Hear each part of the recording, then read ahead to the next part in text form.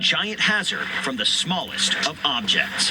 Another thing we've been coming across are these tiny little plastic beads. They're called nurdles, and all those plastic products, they're comprised of these melted down. It's easy to see how a bird or a fish could confuse a tiny pellet like this for food.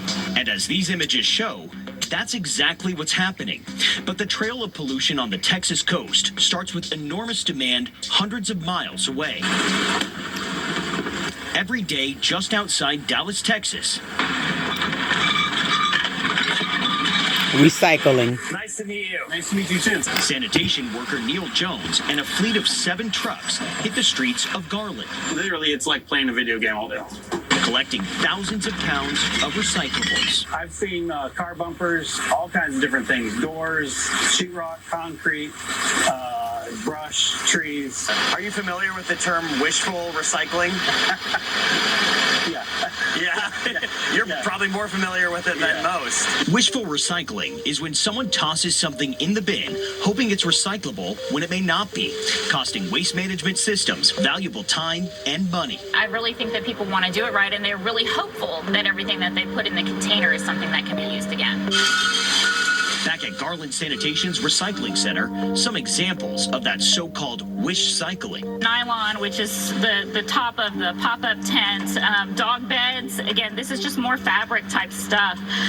One of our other big issues, plastic hangers. We get stuffed animals like Garfield over here. We get batteries. I think I see a knife up there.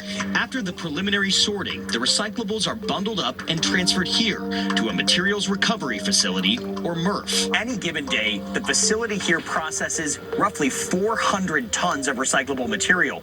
That's about the same as 225 elephants.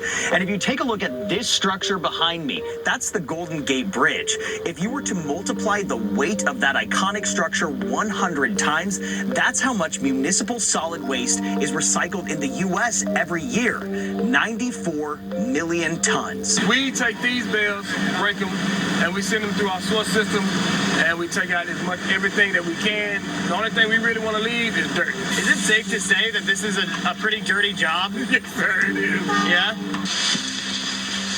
This is just mountains of recyclables. Inside this massive facility, giant machines do the heavy lifting, sorting recyclables through conveyor belt after conveyor belt and dozens of human sorters. Recycle The appropriately. facility also uses robotics with cutting-edge artificial intelligence to account for human error. Ultimately, the recyclables end up in 1,000-pound bales, ready to be sold to another company that melts the materials down to their raw form.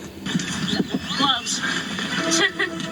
Back on the coast, Chloe and her team are doing what they can, hosting students from across the state for beach cleanups. Clean up behind yourself. Don't wait on others.